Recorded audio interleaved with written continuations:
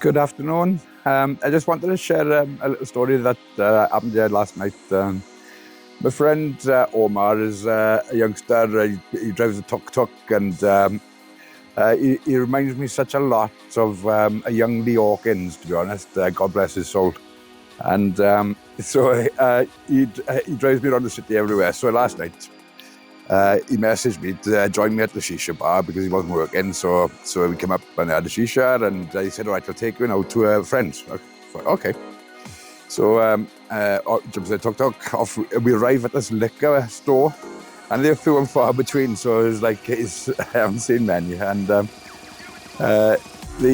they invited us in behind the store, sat us down on a crate, and give me this drink. Lord knows what it was 25%, and it was lovely. Like the 15% lager that I had the other night, which was amazing. 15%, who'd have thought? Anyway, so I was sitting there enjoying things, and it was cool because, you know, anything goes kind of environment. And so I sat there and really got to know the owner and his son and all. I would love football and Gareth Bale, and so that was really interesting experience. I seen the real Egypt a little, but then I seen it a little bit more real Egypt. We went off then to a bar, a nice bar.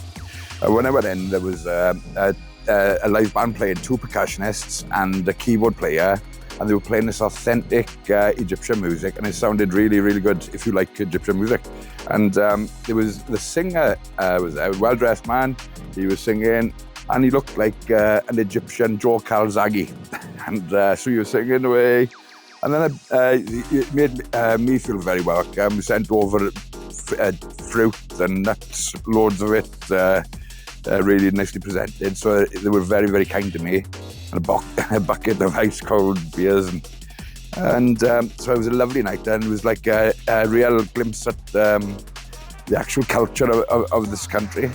And but then I began to realize then this man singing, he was walking around from time to time and going up to certain men, and just sort of, as he was singing away his beautiful song, he'd open up his hand as if to say, "Give me."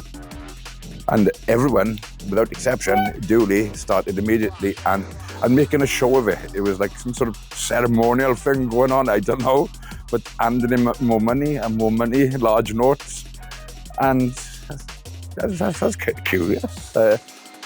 It's clearly more than like tipping him for his song. There's something going on here. And so I says to Omar, I says, "Who's that guy like?" And he said, "That's the boss."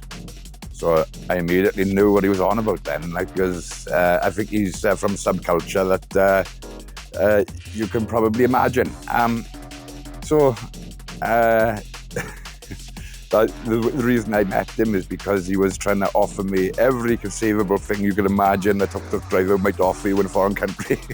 And I was grateful, but I liked him because he was like a little mini Lee Hawkins.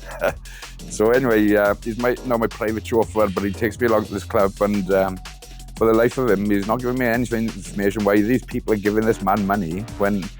And before I know it, the man now works his way around, and he's at our table, and he's singing away, and la la la, and I like laughing and loving this, you know. And then then Omar starts, and Omar is strange the way this happens, because Omar is aware that everybody in the club is looking at him right now, and he's like this, and no smile on his face. There's no exchange between these two people other than the cash. He's handing him note after note, and I'm just sitting there pissing myself laughing, thinking, what is going on? Please tell me what's going on. And so I asked Omar again. I said, what's this? Why are people giving him money? He brushed it off. He would not answer. But so I'm still none the wiser what's going on, but something was going on, and but I'm going to find out. Peace.